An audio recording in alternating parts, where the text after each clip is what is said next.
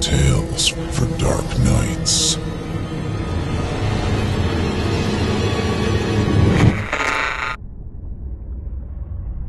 The following performance is a first-round entry in the 2017 Evil Idol voice acting competition.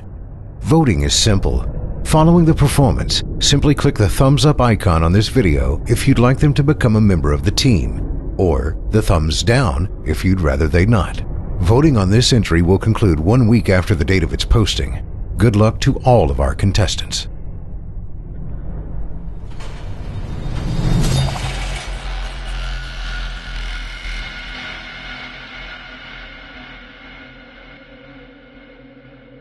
One does not always eat what is on the table.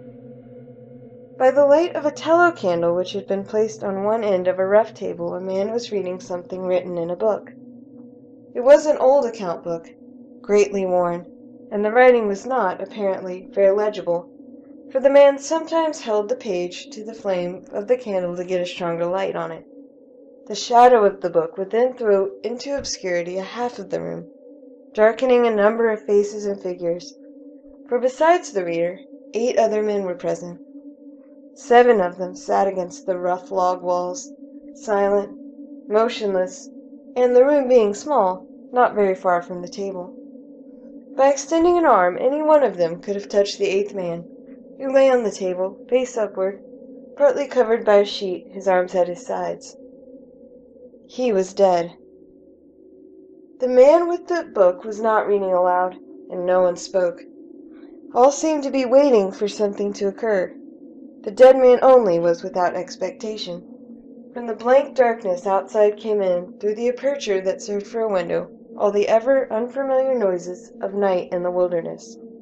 The long, nameless note of a distant coyote, the stilling, pulsing thrill of tireless insects and trees, strange cries of night birds, so different from those of the birds of day, the drone of great blundering beetles, and all that mysterious chorus of small sounds that seem to always to have been but half heard when they have suddenly ceased, as if conscious of an indiscretion. But nothing of all this was noted in that company. Its members were not overmuch addicted to idle interest in matters of no practical importance. That was obvious in every line of their rugged faces, obvious even in the dim light of the single candle. They were evidently men of the vicinity, farmers and woodsmen. The person reading was a trifle different.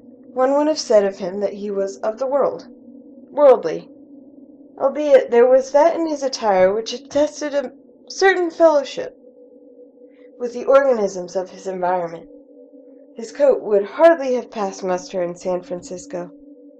His footgear was not of urban origin, and the hat that lay by him on the floor, he was the only one uncovered, was such that if one had considered it as an article of mere personal adornment he would have missed its meaning. In countenance the man was rather prepossessing, with just a hint of sternness, though that he may have assumed or cultivated, as appropriate to one in authority, for he was a coroner.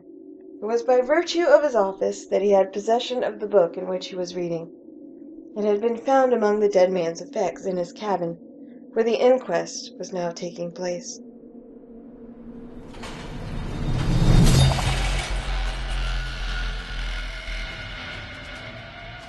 Thank you for listening.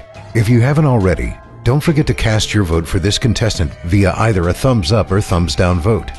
New entries will be posted throughout July. Be sure to tune in and vote for each of them and help decide who becomes the next Evil Idol. In the meantime, turn off the lights and turn on the dark. Chilling tales for dark nights.